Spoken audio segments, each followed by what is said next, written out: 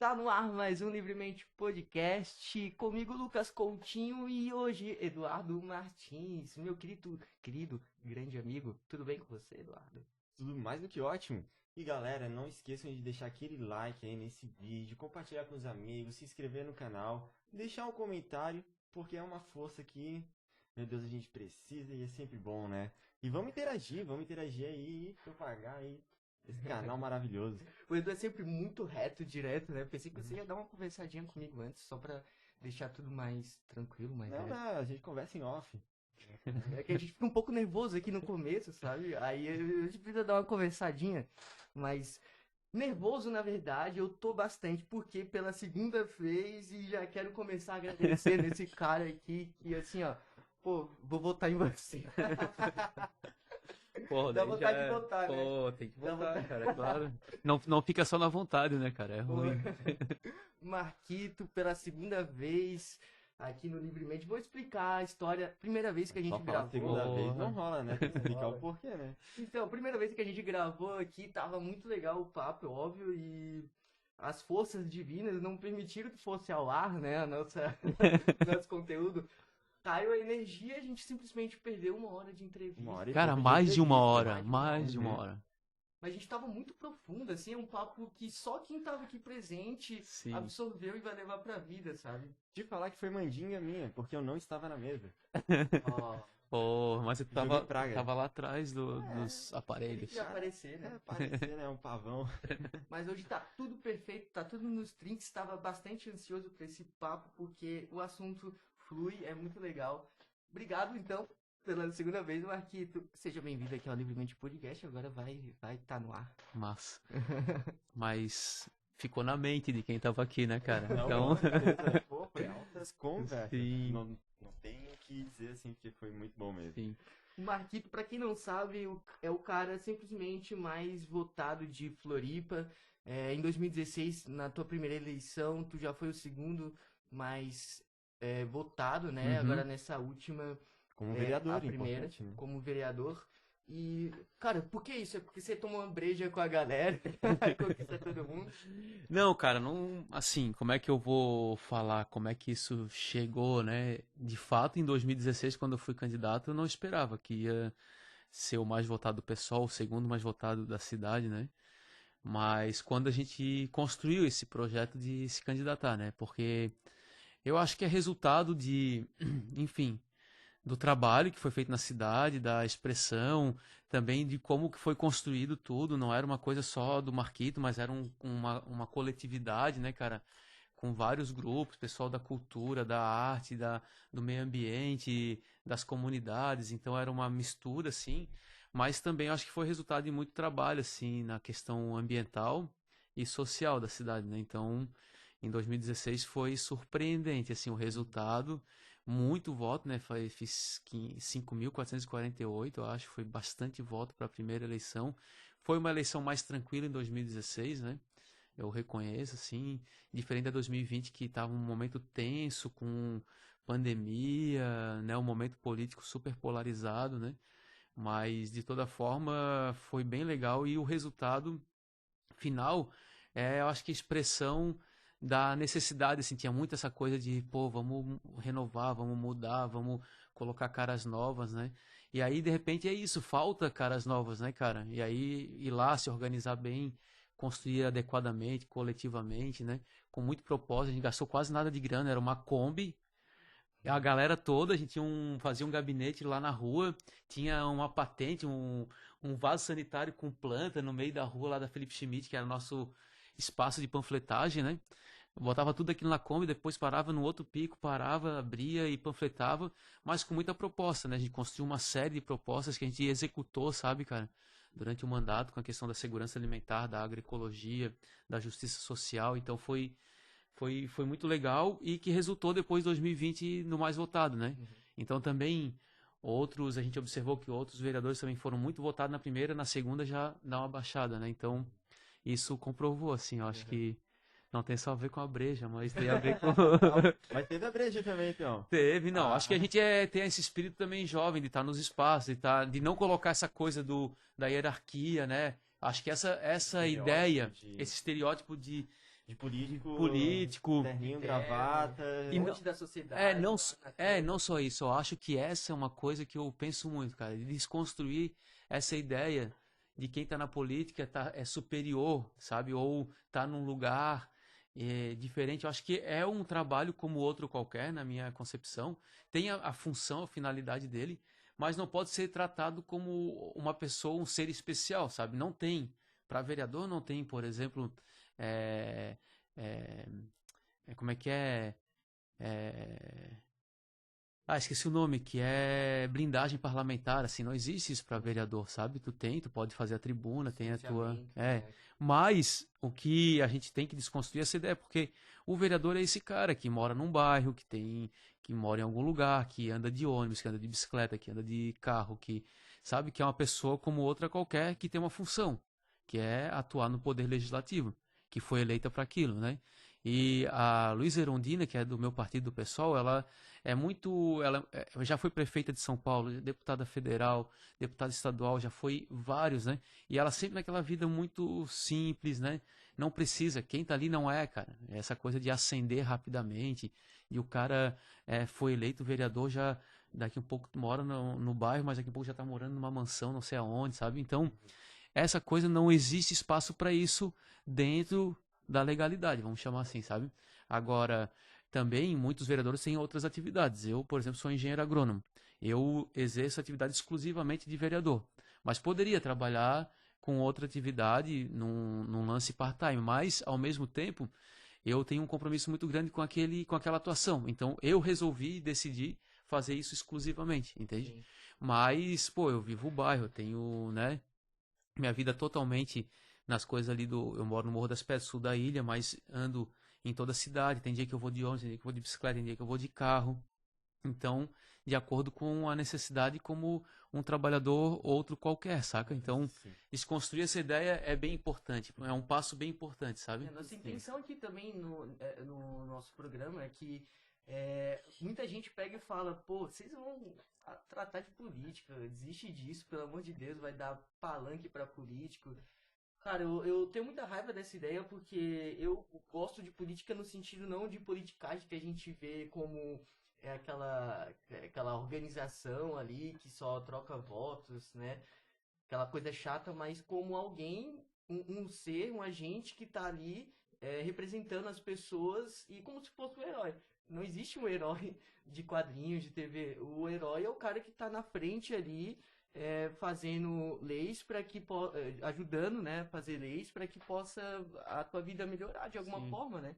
E não é fácil, né? Porque não é assim, simplesmente criar uma lei aqui e vai acontecer. Você tem que fazer toda uma política aí que entra, Uhum. né, na Câmara, uma combinação e tudo mais, para poder fluir as coisas. Eu acho que o espaço institucional da política, essa política representativa, ela é uma caixa de ressonância. Então eu sei também da importância desse lugar e também a responsabilidade desse lugar. Que quando eu falo institucionalmente, como vereador, eu falo por 5.858 pessoas que votaram em mim, por exemplo. Mas eu falo por toda uma cidade, eu falo por todo um grupo, um coletivo que se identifica com aquela fala. Então tem uma responsabilidade grande, entende? E tem um compromisso grande, assim, do ponto de vista de ter alcançado aquela institucionalidade, da forma com que a gente alcançou. Que não foi trocando favores, interesses, cargos e assim por diante. Foi a partir de projeto, a partir de uma proposta, a partir de propostas de uma concepção de mundo, né, cara? Então, assim, todo mundo que votou foi porque votou num projeto, assim, pô, Marquito, legal, meio ambiente, questão social, né? Tem os projetos que ele aprovou, tem as iniciativas. Eu conheço quem trabalha com ele, tem uma amiga minha que é apoiadora dele, tem um amigo meu que já trabalhou e fez alguma coisa com ele. Eu já vi ele numa escola dando uma palestra, já vi ele numa atividade lá no bairro, numa audiência pública, já vi algum vídeo dele no Instagram. Então, esse conjunto faz com que essa ideia, né, seja possível, assim. Porque o que a gente aponta, pô, imagina, a gente aprovou uma lei que vai fazer o município gradativamente até 2030 não mandar mais resíduo orgânico para o aterro sanitário.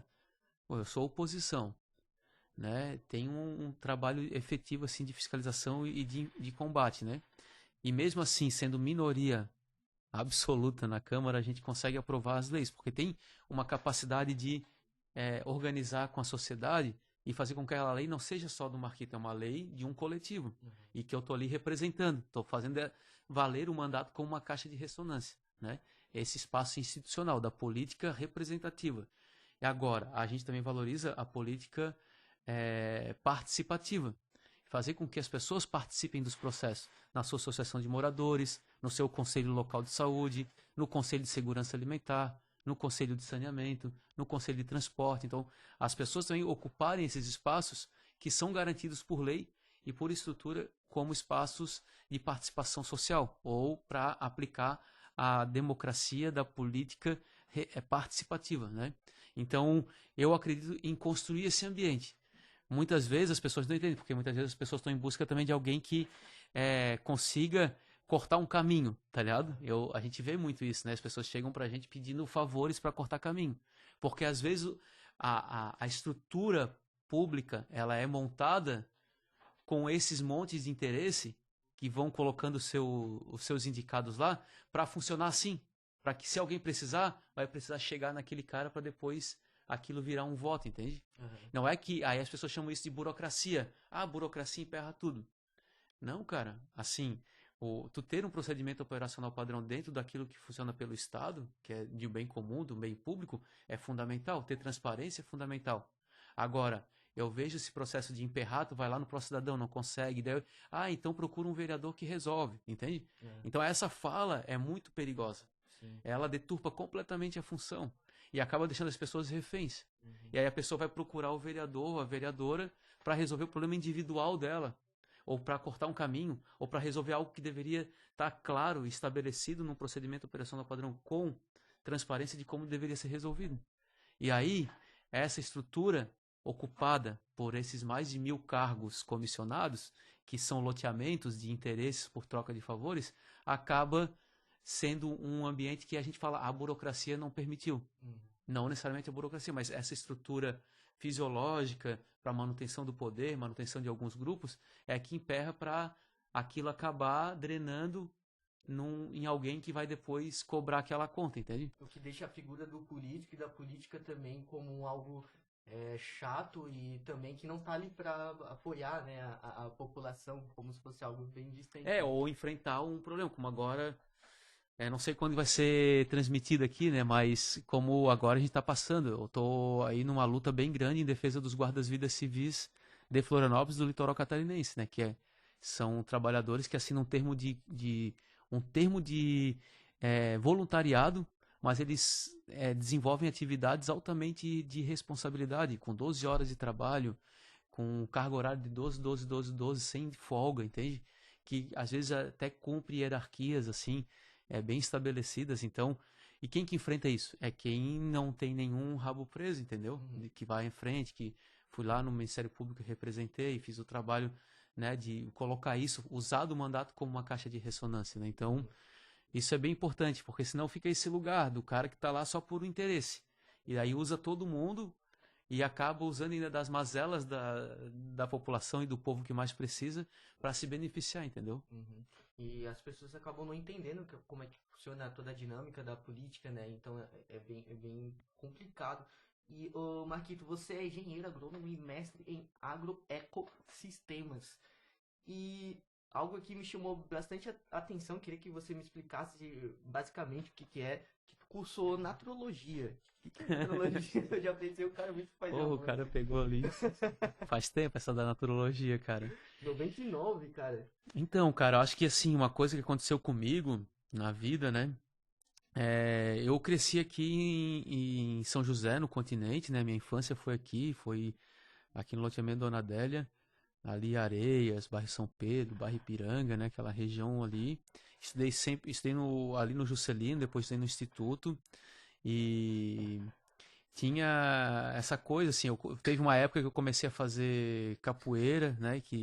Com o mestre Jimmy Val, que já é falecido, e que foi uma figura muito de expressão. Ele dava aula ali no Estreito, no ginásio do Figueirense, na época era um projeto da prefeitura que era capoeira gratuita. E nessa da capoeira que começou a abrir um mundo assim para uma vida mais alternativa, vamos dizer assim, né, cara? Então eu vim de um bairro que todo mundo tinha alguns caminhos, assim, pô, todo mundo já logo cedo trabalhava, né? Ia buscar um trabalho para comprar uma motinho, para se agilizar, comprar um golzinho na época, né? Então tinha essa coisa assim, filho de trabalhador e trabalhadora, tinha o básico, né? E todo mundo já se agilizava para trabalhar. Eu tinha uma coisa assim, pô, eu quero estudar, cara, quero dar uma, né? Fazer algumas outras coisas assim. E aí com a capoeira veio essa dimensão, né? O Jimmy sempre falava muito da universidade, a gente ia para roda de capoeira na UFSC, conhecia a UFSC que eu não conhecia, por exemplo, né? Comecei a ter essa dimensão da universidade. No bairro também começaram os amigos a essa história do vestibular, de fazer educação física na UDESC, que era aqui em Coqueiros, né? E começou essa questão de ir para a universidade. Nessa coisa também da capoeira, do meio ambiente, de começar a ir acampar um monte para Lagoinha, para Naufragados, para Ilhéus, Ceciel, lá em Governador Celso Ramos, 4 ilhas, né?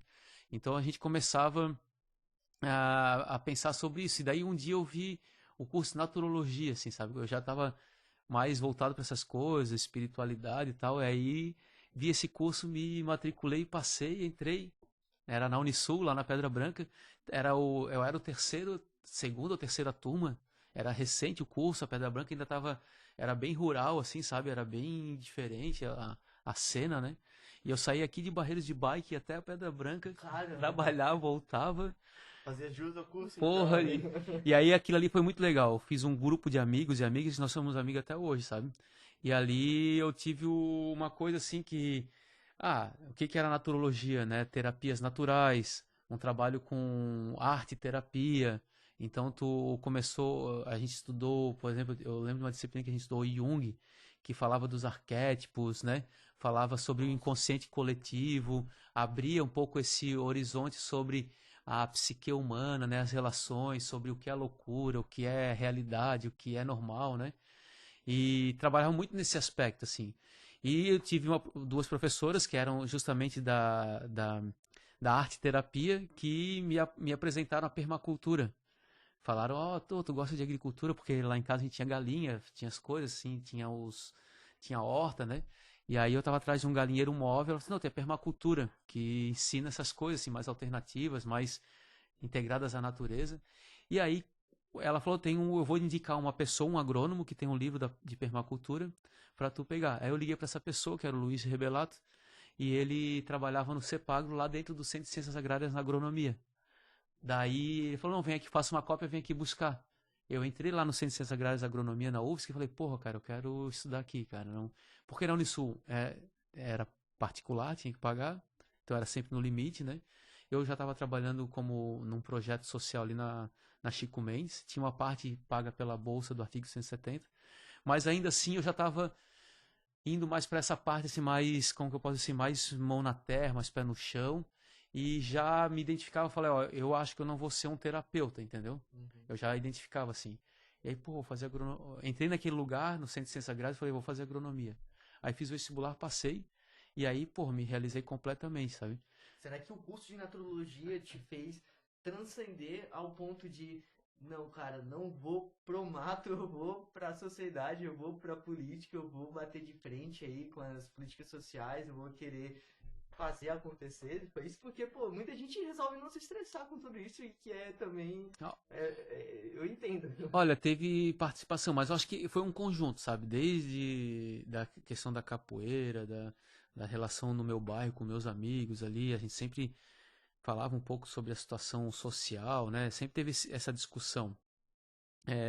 Na naturologia a gente falava muito, eu fui trabalhar na Chico Mendes como monitor de um projeto, o projeto Agente Jovem, então entrei numa realidade, conheci muito educação popular naquele contexto, com o Dodô, que tinha uma casa de apoio ali dentro da Chico Mendes, né? Uma pessoa que estudou padre e depois acabou ficando como uma liderança comunitária que desenvolvia projetos sociais ali, né?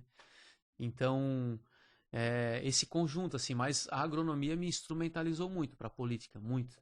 O movimento estudantil na UFSC, na agronomia, alguns professores que traziam, né?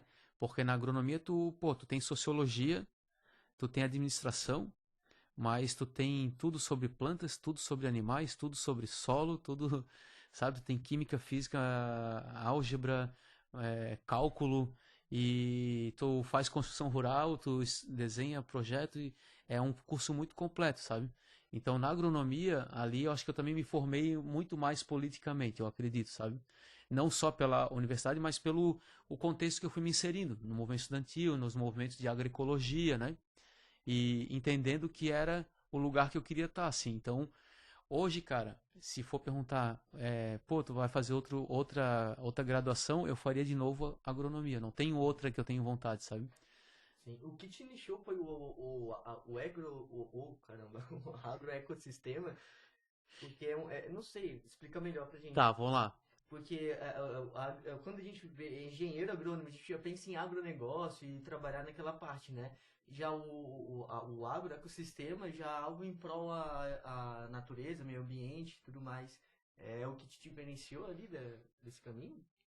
Então, eu já entrei assim que eu queria descobrir essa coisa da agroecologia, né? Da agricultura ecológica, da agricultura alternativa, né? Então, na agronomia, isso não é unanimidade, muito pelo contrário. Ali dentro tem uma disputa, tem gente que é do agronegócio, tem gente que é filho de latifundiário, tem gente que é filho de agricultor familiar, tem gente que é empresário, tem gente que é dono de cachorro quente. Então, assim, é bem misturado. Deve ser um quebra-pau dentro da aula, né? Dentro da aula e a concepção era bem dividida, mas na minha turma a gente era muito respeitoso, assim, sabe? Tinha um respeito muito grande e eu aprendi muito com isso. Inclusive, eu aprendi a conhecer o outro, o contraditório, aquilo que eu queria. Então, o debate me auxiliou muito para hoje, por exemplo, fazer uma discussão e defender a agricultura ecológica em detrimento da agricultura da indústria, vamos chamar assim, né? Então, mas a agroecologia é uma prática de agricultura que não utiliza os produtos químicos sintéticos, agrotóxicos e fertilizantes químicos, mas também tem um elemento, né, um componente social, que olha sobre a sociedade, que tenta se organizar de forma mais associativista e cooperativa, de forma cooperada, que busca encontrar outros caminhos para resolver problemas de comercialização, abastecimento e acesso ao alimento, né? Então, a agroecologia é algo muito da América Latina. Mas como é que surge isso, né, cara? Surge num dado momento quando a agricultura químico-sintética, que é muito período pós-guerra, que desenvolveu um monte de tecnologia para uso e utilização de maquinários, uso de desenvolvimento da indústria química sintética, né? Então, que elabora fertilizantes químicos, que elabora agrotóxicos especialmente, né? Começa a pensar numa chamada revolução verde, que eles chamaram, que é a indústria química sintética e a indústria de maquinários que adentra para a agricultura, especialmente a agricultura familiar de minifúndio. Naquele momento, surgem no mundo vários movimentos de contracultura, que é os movimentos da agricultura alternativa. Aí ali eu posso dizer para ti, agricultura natural, né? Tem o Mokichi Okada, que é uma expressão mais japonesa. Tem a agricultura biodinâmica, que é o Rudolf Steiner, que é um representante do pessoal dos antroposóficos, né? Que tem essa linha, tem da medicina, da educação e da agricultura. A agricultura biodinâmica é essa, né? É alemã. Tem a agricultura biológica, que é mais ali Itália, França, né? Tem a agricultura orgânica, que acontece mais nos Estados Unidos, na Califórnia, né? Tem a permacultura, que é mais lá na Oceania, que é na Tasmânia, na Austrália, sabe? Aí depois tem a agroecologia, que é mais aqui na América Latina, que tem uma proximidade com os movimentos sociais, movimentos de igreja em prol da vida, das comunidades eclesiais de base, os movimentos sociais como o MST, movimento de mulheres camponesas, né? Então, a agroecologia é esse movimento com um cunho mais social, né? Então, essas agriculturas todas são chamadas agriculturas alternativas a aquela agricultura agroquímica que vinha, década de 60, 70, 80, né? E essa agricultura química, ela não vem somente com um insumo, né? Vendendo agrotóxico, adubo químico, maquinário, mas ela vem quando o banco financia, então tem linha de crédito. As empresas de extensão rural são formadas para os agrônomos venderem essa tecnologia e dar assistência técnica para essas tecnologias, né? As universidades de agronomia são formadas com essa concepção, então vem um pacote tecnológico que a gente chama, né? E aí a agricultura alternativa, ela é muito também do movimento da contracultura, né? Dos hippies, do movimento alternativo do mundo, né? Anti-guerra, anti-violência, pela paz, pela proteção da terra, movimento ambientalista muito forte, né? Porque já teve ali o encontro de Estocolmo, que já foi em 72 uma referência, né? Então é isso, cara. E como bater de frente com o agronegócio, Marquito? Porque é um negócio que gera milhões, é responsável aí por maior parte do PIB brasileiro, então tá, né, teoricamente gerando dinheiro pro Brasil. Quem é que quer mexer ali, né? Como bater de frente com esse negócio? Porque você fica ali como se fosse um ambientalista, né? O cara que tá para bloquear Isso. todo o processo de desenvolvimento. Então, essa concepção sobre o ambientalista, que é aquilo do Greenpeace, né, que tá lá com um barquinho na frente de um naviozão gigante, né, e tal. Essa ideia é uma ideia importante, porque é a ideia do ativismo, né? O ativismo, ele é importante, ele é fundamental, ele denuncia, né, as atrocidades, né, cara?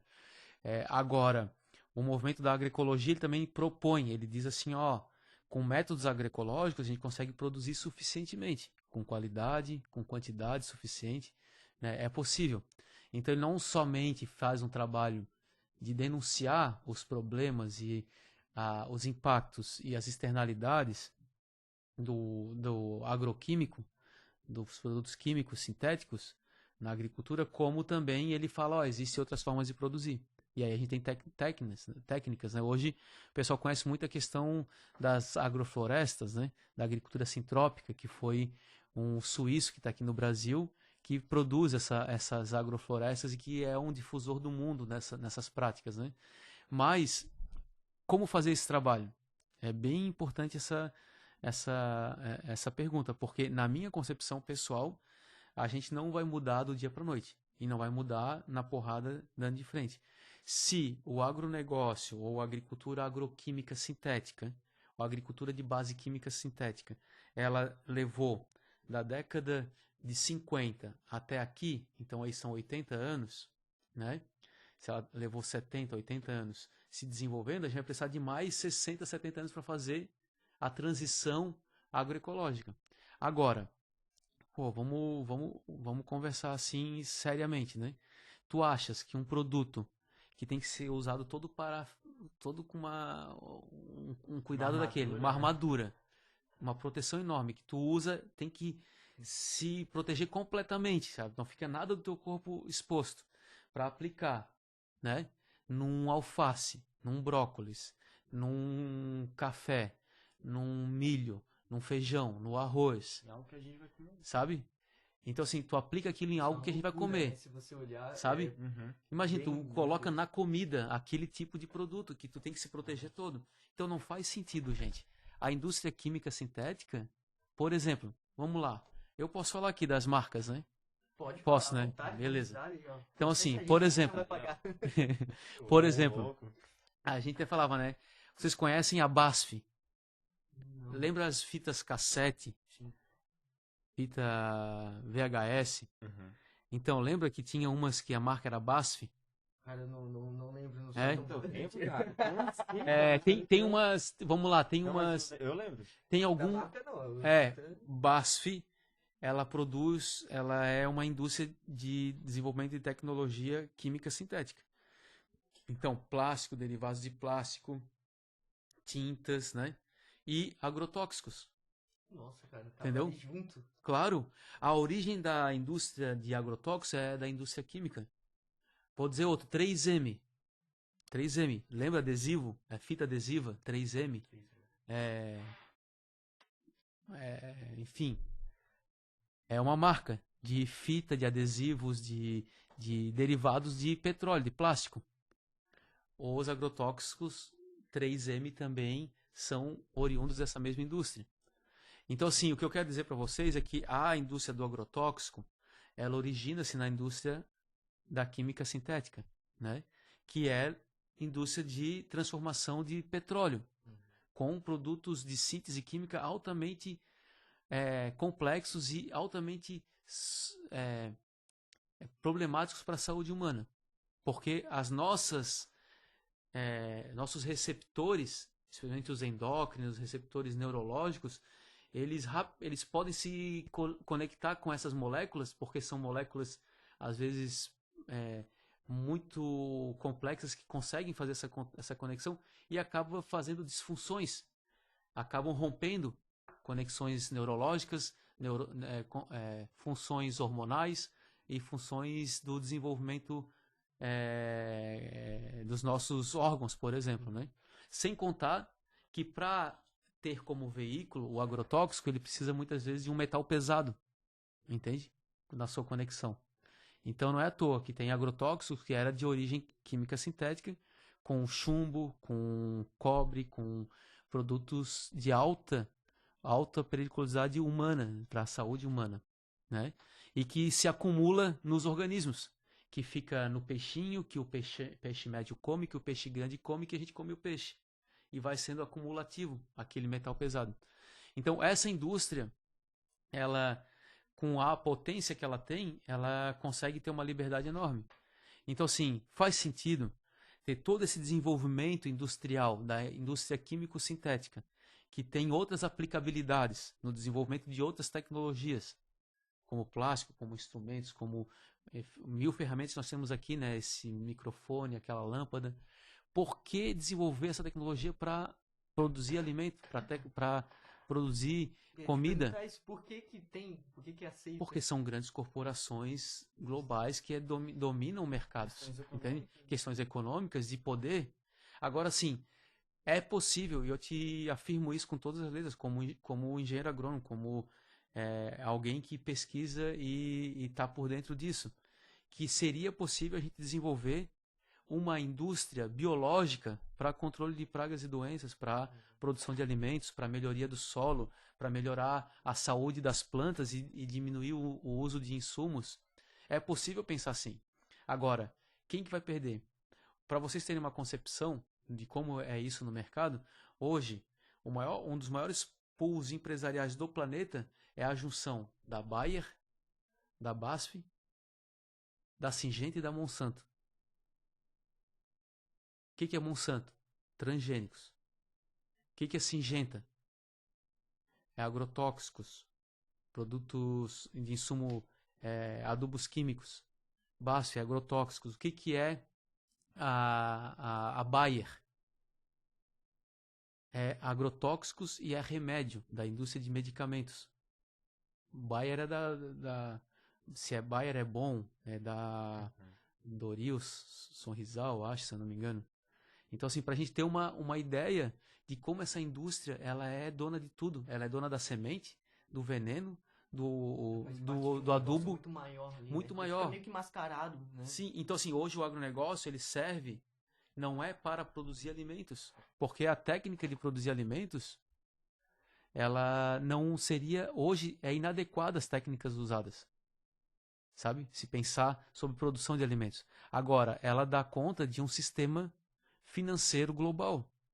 Então, assim, hoje, vender soja e ter soja no mundo é muito mais dar conta de um sistema financiarizado da soja, que é uma commodity, do que realmente alimentar o mundo. Porque nós poderíamos ter outras leguminosas com potencial de proteína, como a soja, que poderiam dar conta de ter proteína suficiente para o mundo, entende? Agora, sim, o que nós temos em jogo é isso. Então, toda essa indústria do agrotóxico, gente, ela, por exemplo, no Brasil, não paga ICMS. Ela tem isenção de ICMS. Os estados não recolhem ICMS da venda de agrotóxicos. Essa indústria, que mais de 90% dela é multinacional, que produz o agrotóxico ou o princípio ativo fora do Brasil e traz para cá, todo o lucro que ela rende aqui no Brasil, quando ela exporta, quando ela leva esse lucro embora, ela não paga tributos ou taxas sobre esse lucro. Não paga. Esse veneno, quando vem importado, não paga taxa de importação. Que facilita ainda muito mais a entrada. Essa indústria não paga PIS e PASEP. Entendeu? Monta qualquer indústriazinha ou qualquer negócio, você não vai ter que pagar todos os tributos e impostos. Essas grandes corporações que lucram pra caramba, elas não deixam nada. Então, quer dizer que a indústria que foi responsável por, e está comprovado, por ocasionar cânceres naquele trabalhador rural, naquele consumidor, ela não paga um centavo para remunerar o médico, comprar uma ambulância, construir um hospital. Quem paga, sabes quem? Quem paga somos nós. Mata a gente tá de graça, então. Né? Entende? Mata a gente, causa uma série, uma grande surto de doenças crônicas. Vai acontecer daqui pra frente, a longo prazo, né? Exatamente, que são acumulativas e que são doenças crônicas que não é que tu come um negócio e sente. Um agricultor, quando aplica, muitas vezes ele leva um porre do veneno, a gente chama, né? Mas quem está consumindo os alimentos, quem está exposto a esses produtos, só vai sentir a longo prazo. E cada organismo reage de um jeito. Mas é comprovado cientificamente que esses produtos agrotóxicos, grande parte deles, eles são neurosensíveis e eles rompem as funções hormonais das nossas glândulas. Então, assim, tem uma série de doenças já definidas como doenças causadas por a exposição que nós temos hoje a produtos químicos, que o Brasil é altamente permissivo. Inclusive tem um livro da professora Sônia Hess que fala: nós viramos a lixeira química do mundo. Nós somos o país que mais consome agrotóxicos no mundo. O país com maior liberdade para os agrotóxicos, com menos controle.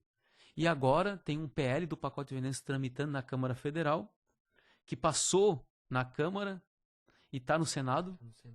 E sabe o que ele faz? Ele tira o princípio da precaução. Para fazer análise de agrotóxicos, sabe quem vai fazer? Somente o Ministério da Agricultura.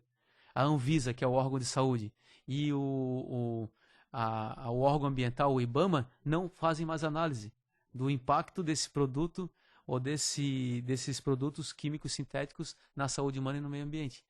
Então, esse é o problema. Então, assim, tu me perguntou, como fazer esse enfrentamento? Eu falei, a gente não é um enfrentamento, é colocar às claras a situação que a gente está vivendo. A gente é uma lixeira química do mundo, a gente tem toda a liberdade, não tributa, não paga taxa, não paga aquilo que essas empresas lucram. E o Estado brasileiro, o povo brasileiro, os trabalhadores, ficam com todo o ônus desse problema, que é o ônus com a saúde pública, a degradação ambiental e ainda o custo para garantir sistema de saúde, sistemas que vão dar conta dessas pessoas adoentadas. Né? A gente acaba vendo nisso o quanto que interesses econômicos acabam se sobrepondo às questões ambientais que a gente tem, que a gente vive. Até nisso eu queria te perguntar no teu dia a dia, até na Câmara, se tem muito esse debate, às vezes choque de ideias, de opiniões, em relação ao que tu vê claramente que interesses econômicos estão sobrepassando as questões ambientais, até porque a gente tem aí o plano diretor, tem várias coisas que a gente acaba vendo que realmente o pessoal não liga muito pro meio ambiente, né? Assim, eu digo na Câmara, não a população. Claro. Né? Não, essa questão, tu trouxe exemplos locais pra gente, né?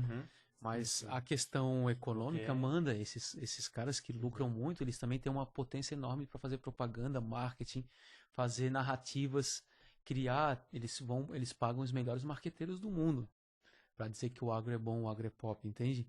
Eles colocam nos horários mais nobres. Eles misturam, falam que produzir alimentos é o trabalho da indústria, não é. O trabalho da indústria é garantir um sistema financeiro e econômico que é globalizado, assim. Quem produz alimentos são os trabalhadores. Hoje tem comprovações que 70% do alimento está na nossa mesa, os básicos, arroz, feijão, legumes, batatas, frutas e tal, é produzido por agricultores familiares pequenos, sabe? Que pagam para produzir, que não tem toda essa regalia que a indústria tem, que não tem todos esses descontos, esse subsídio, essa falta de controle que a indústria tem. Muito pelo contrário, né? Que não tem apoio midiático, e ainda a indústria diz que é ele que é responsável, não é, entende? Então, assim, o poder econômico é grande. Quando a gente vai pesar a importância da venda de commodities do agronegócio brasileiro, né, grãos, carnes e outros produtos florestais, a gente percebe que é muito importante essa balança comercial da exportação. Porém, todos os outros danos, os impactos que a gente está falando, acabar com solo, com água, com saúde pública e assim por biodiversidade, não é contabilizado, a gente não tem uma conta. Senão essa conta não fecha, entendeu? O que a gente exporta, proporcionalmente ao que a gente importa de produtos químicos sintéticos e maquinários, a gente tem que fazer essa balança não é feita adequadamente, entende? Então, assim, o que eu estou falando é que o próprio sistema de produção de alimentos do Brasil e o agronegócio, ele vai ser prejudicado a longo prazo com esse modelo que está implementado. O melhor modelo a gente implementar é uma transição agroecológica, desenvolver uma indústria de produtos de controle, vamos chamar assim, controle biológico aqui no país. Tanto é que essa última liberação de agrotóxicos liberou 95 produtos de síntese biológica. Desses 95, a maior parte, mais de 90%, é a indústria brasileira. Então, a indústria brasileira, nós temos tecnologia para desenvolver e ser referência no mundo em controle natural e biológico para a agricultura. A gente pode restaurar os solos, sem precisar de depender de insumos químicos, de fertilizantes químicos, que dependem de toda uma dinâmica global, né? A gente tem tecnologia para isso, a gente tem biodiversidade, a gente tem agricultores, a gente tem capacidade para fazer isso. Agora, tem que ter uma disposição. A gente tem que começar a taxar esses que têm um alto custo global e começar a dar apoio, subsídio para uma transição. Tem que equilibrar. Eu falo assim, ó, a hora que derem as mesmas condições para a agroecologia que dão para o agronegócio, a gente começa a conversar. Se não, até lá, não dá. É muita desigualdade, é muito desleal. Também, né? Porque o Brasil exporta bastante. Então, o que beneficia a população? Quando se diz o agro é pop, o pop é um termo descolado para popular. O que a gente ganha, né, com esse agro é pop? O agro é tech. Sim. O que a gente tem ganhado assim é muito pouco, porque a gente tem diminuído muito a nossa diversidade alimentar. Sim. A gente tem ganhado muito pouco porque os alimentos estão cada vez mais caros e o acesso ao alimento é cada vez pior. A gente tem acessado alimentos cada vez mais reduzidos, a gente não tem uma diversidade de frutas, de legumes que a gente poderia ter da Mata Atlântica, sazonal, da época, tipos de tomate, tipos de laranja, sabe? Então a gente está restringindo muito a diversidade. E isso vai dar um problema a longo prazo, porque nós coevoluímos e praticamos agricultura há 10 mil anos, há 10, 12 mil anos, e a gente coevoluiu comendo esse tipo de alimento. A gente coevoluiu comendo tipos de araçá, de pitanga, de acerola, de cabeludinha, e assim vai, sabe? E hoje a gente come alguns tipos, isso de alguma forma nos impacta a longo prazo, né? A curto prazo, a gente tem aí uma questão que é do custo de saúde pública, do sistema público mesmo, né? E também a desindustrialização do Brasil. Então, uma solução para o país é voltar à industrialização. Então, se a gente apoia, financia a indústria de produtos biológicos para a agricultura, a indústria de proteção de solo para a agricultura, a indústria de proteção de água, a indústria de processamento de alimentos, de valorização, a gente tem aí uma indústria interna forte que é a maior referência para a soberania nacional. Não é exportar o máximo possível de grãos. Isso serve para as relações comerciais globais e para o mercado financeiro. Mas para a soberania nacional serve ao desenvolvimento industrial. E não a gente mandar tudo para fora e comprar tudo caro, industrializado, entende? Então, assim, também do petróleo, né? Do petróleo, metal mecânica, quais são as outras commodities? O minério, né? Produtos florestais. Então, isso a gente está perdendo, a gente tem a maior riqueza que é esse país. Só que isso é quem que encara esse projeto, né? Quem que encara de romper, não só romper, mas criar outros caminhos para o sistema financeirizado global que está instituído, que é o que comanda o capitalismo, né? Quem que encara isso para fazer com que os bancos comecem a financiar ações que vão proteger o meio ambiente? E financiarizar do ponto de vista esse tipo de ação, né? Então, assim, como é que a gente transforma isso? Então, eu acho que é uma lógica que, tentando responder a tua pergunta que tu trouxe para o local, né? Mas a gente pode inverter a referência no sistema. Assim, eu acho que o modelo capitalista está mostrando colapso, assim, quando a gente observa com detalhe, assim, né? O quanto é sensível, o quanto que um problema hoje, uma guerra entre dois países, mexe no sistema global financiarizado, como que uma seca, como que uma falta de grãos, como que uma relação mal realizada entre dois países pode afetar o sistema global financiarizado. Agora, se tu começa a construir caminhos de soberania nacional e local, isso beneficia todo mundo, porque aquele dinheiro ele irriga todo mundo. Não é um dinheiro que está indo embora e depois é um dinheiro que volta, e que tu depende de um sistema financeiro para resgatar esse dinheiro, sabe? É um dinheiro que está ali local, que está investido em máquina, em trabalho, em desenvolvimento tecnológico, em conhecimento, em ciência, né? Que é um dinheiro que todo mundo ganha. Imagina, países do tamanho da Itália, da França, da Alemanha, qual que é o sucesso dos caras? É a industrialização, é a valorização local, é a matéria-prima circular, até ela virar um sistema do mercado financeiro. Porque o dinheiro não é o que está lá girando no mundo numa ideia de um sistema que é muito sensível. Né? Quando eles estão com problema, o que eles fazem? Eles botam dinheiro no território. Então eles botam dinheiro compram uma fazenda de 1.000 hectares, quando tem muito dinheiro, compram um prédio inteiro em Balneário Camboriú. Então o sistema financeiro faz isso. A terra, o dinheiro.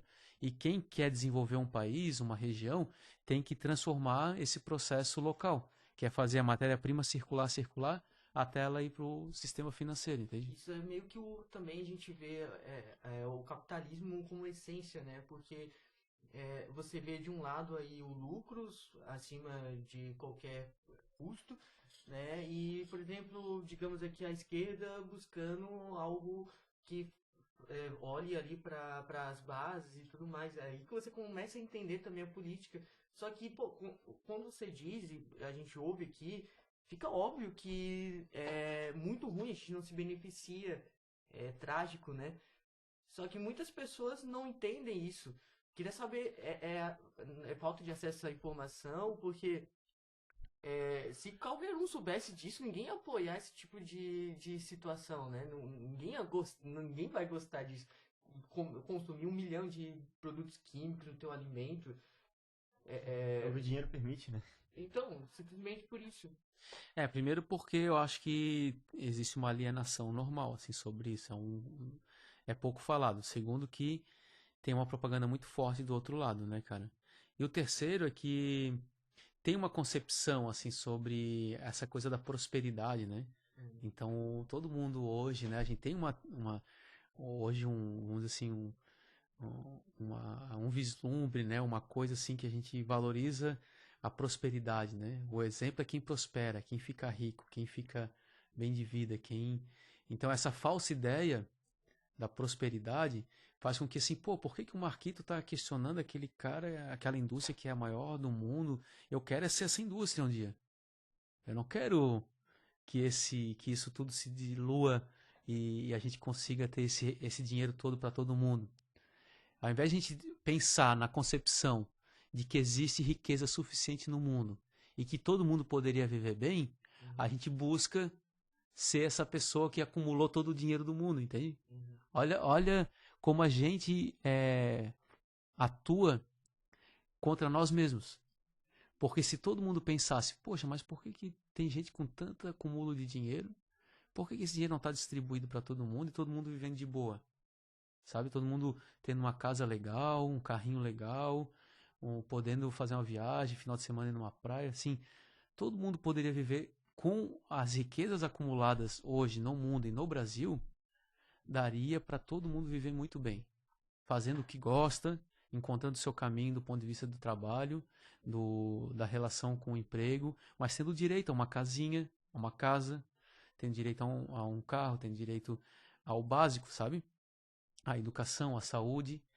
Mas não, a gente pensa o seguinte, a gente pensa e todo mundo, toda a indústria, até coach, de autoconhecimento, de não sei o quê, na busca de nos transformar nesse vencedor. Nesse que consegue estar no topo da pirâmide, né? E não pensando em, poxa, por que tem esse topo por que não pode pensar todo mundo... Coletividade, cooperação... ou está acima do outro, né? Então, mas por que não pode pensar assim, existe tanto recurso acumulado? Não sei, não é que é utópico meu, eu não, de verdade, eu não penso isso teoricamente, utopicamente. Utopia é maravilhoso, Sim, é tão mas legal. eu sei- Jardim do Éden. Eu sei, Tá lá. mas eu digo assim, ó, isso é concreto, isso é muito realizável, muito realizável. Só que precisa ter uma massa crítica, uma compreensão e um entendimento muito amplo para todo mundo, ao invés de desejar ascender e ser o topo da pirâmide, todo mundo pensar que não precisa existir topo da pirâmide, pode existir todo mundo viver bem. É um debate que é feito, por exemplo, por que eles não têm uma renda básica mínima para todo mundo? Cara, é inaceitável. Inaceitável que uma pessoa trabalha 8 horas por dia, fica 2 horas e meia no ônibus para ganhar um salário mínimo. Entende? É triste de ver isso. Porque não vai conseguir pagar o aluguel e comer se for 2 pessoas e 2 crianças. Hoje em Floripa não faz isso, não paga aluguel e não come com salário mínimo. Impossível. Então, assim, como que a gente tem riqueza acumulada suficiente, cara, para todo mundo ter uma renda? Sabe qual deveria ser o salário mínimo hoje no Brasil? R$ 5.800. R$ 5.800, que é o básico para pagar aluguel, comer bem e ter um dinheirinho trocadinho para sair de vez em quando, entendeu? Qual que é o problema? É o básico. Só que todo mundo vive, pô, num perrengue, cara. O maior grupo de pessoas vive nesse perrengue.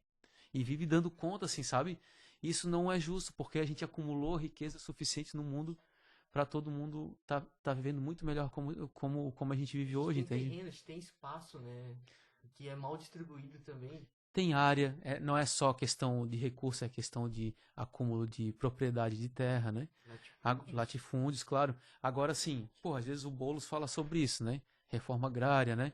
E hoje eu vi uma charge dele, muito legal, que é um milionário, um pobre, né? E um classe média. Aí o pobre propondo de taxar as grandes fortunas. E o milionário falando, não, isso aí é ideia, né? Essa ideia não pode acontecer, falando para o classe média, e o classe média concordando. É assim, poxa, há algo de errado aí. Quando tu tá concordando com um milionário e não concordando com o pobre, né? No sentido de taxar riquezas.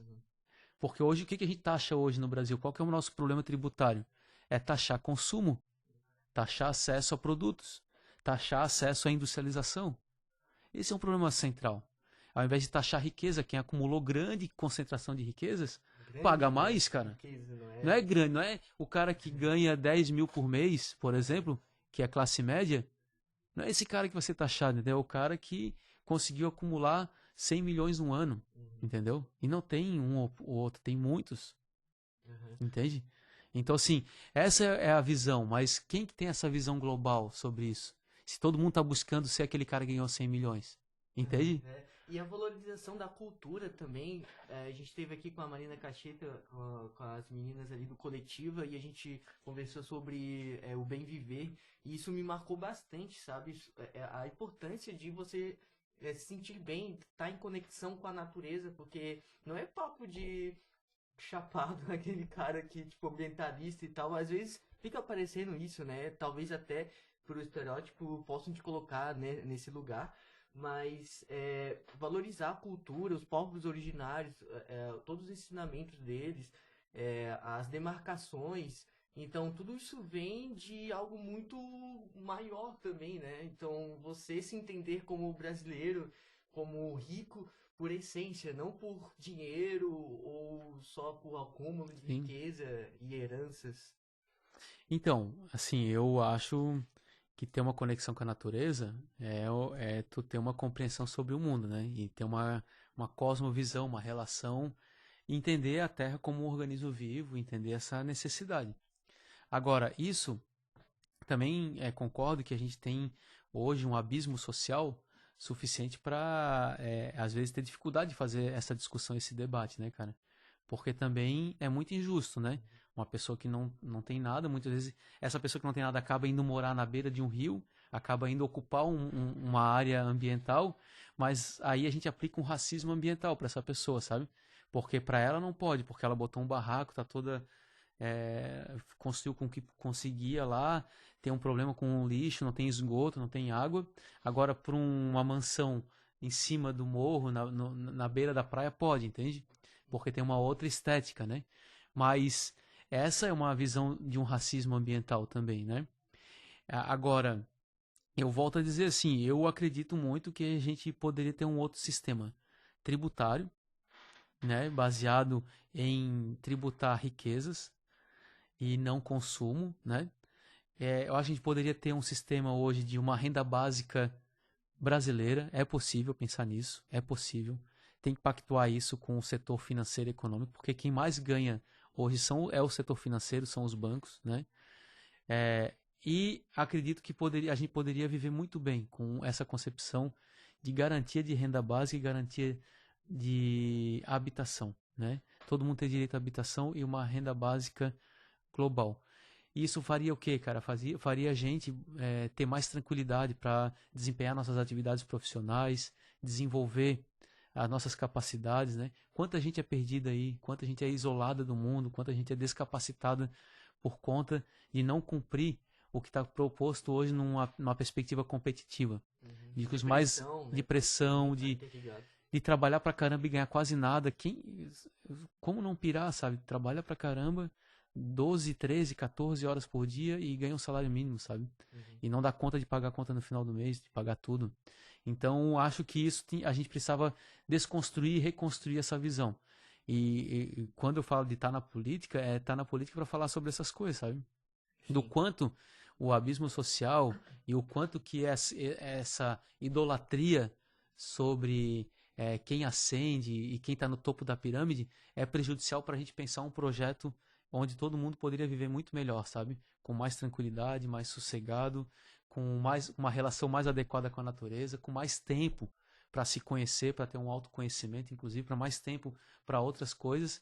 Enquanto isso, a gente está nessa busca desenfreada, né? De conseguir dar conta, de trabalhar pra caramba, ganhar pouco e dar conta da vida, né? E isso é cruel, isso é um maior senso de crueldade, sendo que a gente acumulou tanto nesses últimos tempos no desenvolvimento da humanidade. Seria possível viver todo mundo bem. Felicidade, o conceito de felicidade tá perdida, na verdade, né? Claro. Tá enganada com, sei lá, com algo que tu compra. Sim. Pra tu comprar, tu precisa trabalhar. E trabalhar muito, sabe? Essa é uma grande Viver e pagar juros. E essa é uma grande viagem, gente. Imagina essa idolatria pela prosperidade individual do topo da pirâmide. A gente tem que Posses, bens, acúmulos. acúmulo, posse, bens e não pensar de forma global que a gente tem suficiente para todo mundo viver bem. Agora precisaria de uma outra ordem econômica e social, porque o capitalismo ele te leva para esse caminho e ele enfeita um monte de coisas, né? Um monte de ideias, né? Idolatrias, né? A ideia do mercado, né? Da busca por participar do mercado de forma sem colocar os sentimentos, as emoções, a vida das pessoas, né? Só que isso está levando a um caminho, eu tenho percebido, que a gente está vivendo uma grande crise também do ponto de vista de saúde mental, né? De psicopatias, né? Que também é resultado dessa diferença social, que é resultado desse sistema de concentração de riquezas, né? Que nem todo mundo consegue viver suficientemente bem, sabe?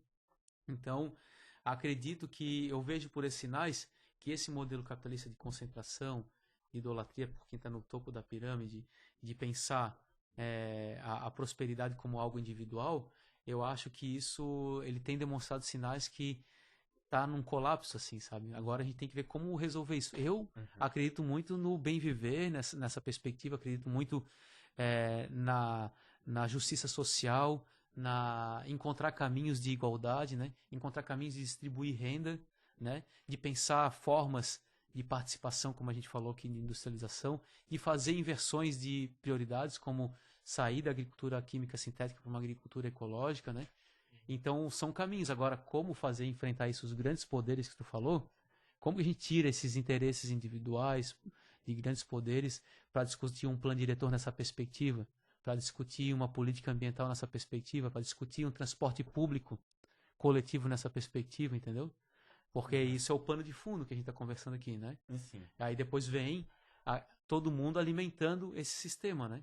E como que a gente faz para, quando está lá como vereador, tentar imprimir esse tipo de ideia, né, cara? Colocar na prática, né? Até quanto a isso, voltando ao assunto assim, pô, tu foi o vereador mais votado, tudo. E assim, o nosso sistema econômico não permite isso, nosso sistema de governo não permite essa mudança. como a gente tá falando. Mas tu acha que a população tá se tornando cada vez mais ativa nessa questão? Consciente. Consciente, porque querendo ou não, pô, tu tem a bandeira que traz o meio ambiente, que traz essas questões. Tu acha que isso, às vezes, pode te dar uma esperança maior, tipo, pô, fui mais votado, então o pessoal tá começando a tomar maior consciência sobre isso e tal, ou tu acha que ainda falta, né? Mas que falta muito ainda para a população cair na real em relação a essas questões ambientais, tanto de alimentação quanto de vegetação, tudo. Cara, eu tenho esperança. Quando eu vejo esses resultados, eu fico assim com mais esperança ainda, porque não é à toa que o mais votado da cidade tem essa bandeira, ecologia e justiça social, sabe, meio ambiente, uma ideia não capitalista do processo, assim, sabe? Então, assim, eu fico esperançoso, saca? Eu acho que a gente precisa cada vez mais aprofundar essa consciência de classe. E isso se faz no dia a dia. Eu acho que as pessoas estão muito alienadas, obviamente. Eu acho que as pessoas estão muito cansadas. Eu acho que as pessoas estão muito estafadas do ponto de vista mental, de saúde mesmo, sabe? Eu acho que as pessoas estão com pouco tempo e disposição para pensar sobre isso. Mas eu, como voltando àquela caixa de ressonância, eu tenho uma tarefa, que é fazer as pessoas pensarem, refletirem e se colocarem nesse papel de consciência de classe e de consciência ambiental e de como a gente pode ter outra perspectiva de vida, né? Porque isso vai fazer bem para ela, para a comunidade dela, para a família dela e para a cidade, entendeu?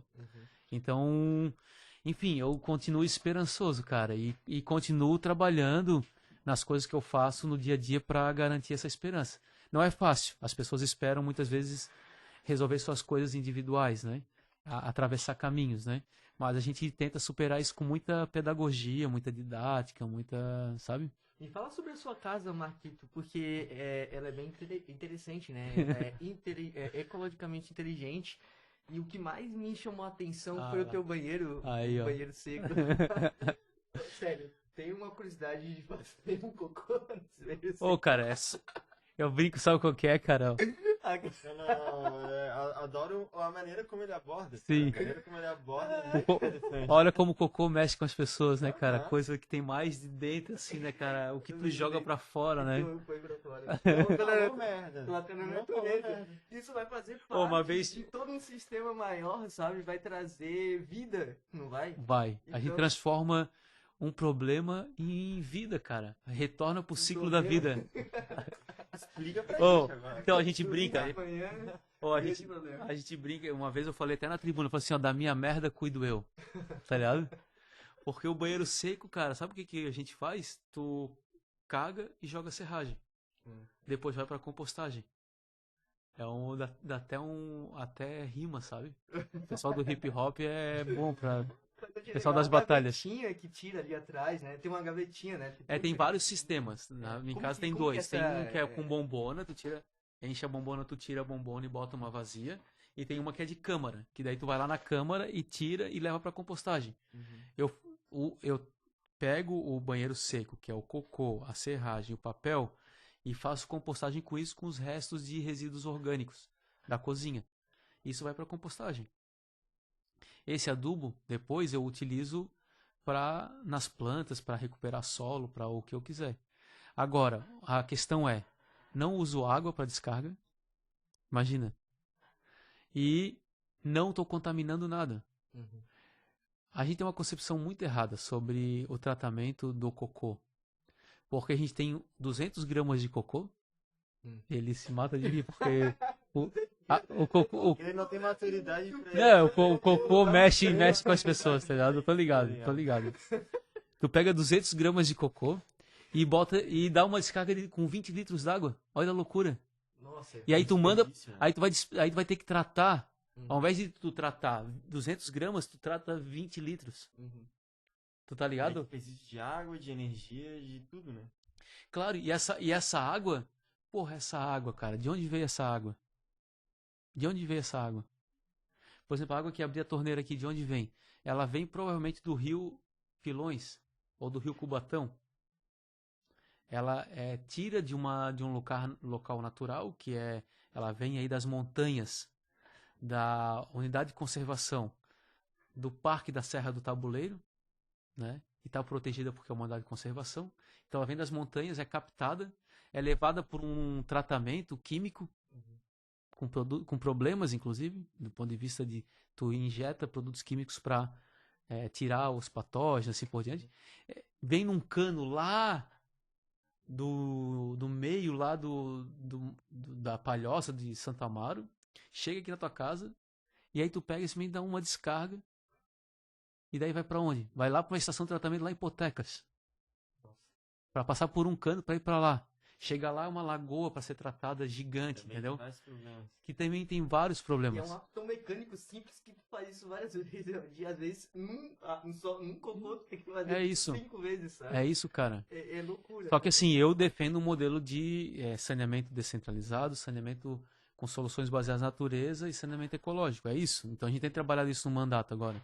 Então, na minha casa, cara, eu tenho há 20 anos banheiro seco. Eu trabalhei no Cepagro e a gente desenvolveu um programa em conjunto com uma ONG de Pernambuco e da Paraíba, no sertão, na zona do semiárido. A gente implantou 100 banheiros secos em comunidades que não tinham banheiro, cara. Eu conheci uma família que tinha 5 meninas, filhas, eles esperavam a noite cair para elas poderem ir na rua fazer as necessidades. Porque tinham vergonha de ir na rua e medo de alguém passar e tal.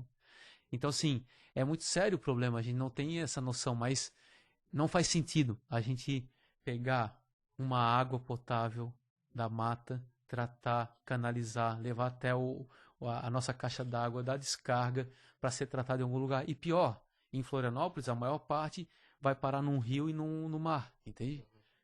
Ou no lençol freático, ou percolar. Então, sim, o banheiro seco é isso. E aí tem um segregador. O xixi vai para um tratamento com zona de raízes. Então é separado. É separado. O xixi e o cocô são separados. Então eu trato o cocô com a compostagem e o xixi vai para uma bacia de evapotranspiração, que é basicamente zona de raízes. Né? E o xixi, o que, que é? Ureia, nitrogênio. Sabe? É ótimo para as plantas, é um ótimo nutriente e que é muito caro. E que hoje toda a ureia brasileira é síntese basicamente de petróleo. Né? A Petrobras faz, mas outras indústrias internacionais mandam para o Brasil. E usam muita ureia.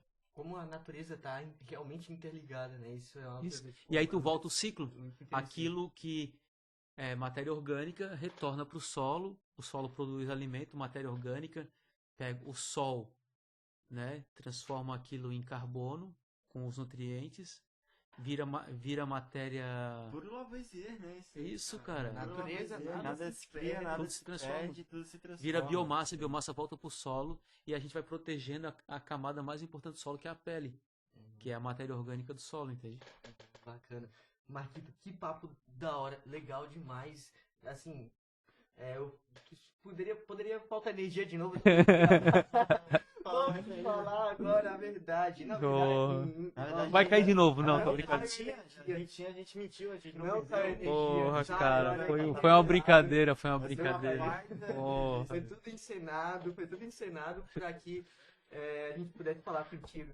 Agora veio um momento, aquele momento Que da outra vez interessante. não chegou. Não chegou. Viu? É tão planejado que foi antes disso, só para que tu não tivesse preparado. Tô pra segunda começando vez. a me ligar nisso. Né? Olha, pra isso, se você não quiser, tudo bem, a gente corta essa parte ou a gente faz sem ela. Mas é que essa pergunta ela é tão assim, peculiar e muitas pessoas, muitos convidados, eles não se sentem muito confortáveis às vezes de Olha falar, só. de responder. Que mistério, cara. Que é preciso a gente usar de artifícios para talvez deixar a pessoa ali mais confortável. Por isso eu ofereço Eu acho esses que não tem óculos para sentido. você Eu ainda acho que não tem sentido, mas bora. responder. E eu dou a honra ao Edu a fazer essa pergunta. Você usaria este óculos para responder essa pergunta? Esse eu posso escolher o óculos, é isso? Não. Ó, já temos 3 É. opções aqui, ó, de vários modelos aí, ó. Caramba, cara. Só a Vou nata. aquecer aqui. Tá, eu acho que eu vou ficar, cara. Vou ficar com isso aqui, ó. Isso aqui tá mais. Ali. Ó, nem digo de quem cara. óculos aí, ó. Aí, ó. Eu coloco agora? Pode colocar agora porque a gente vai mandar na. Ah, vocês também vão colocar. Fechou. Vai lá, Edu, faz uma. Caraca, Então, velho, Marquito. que mistério.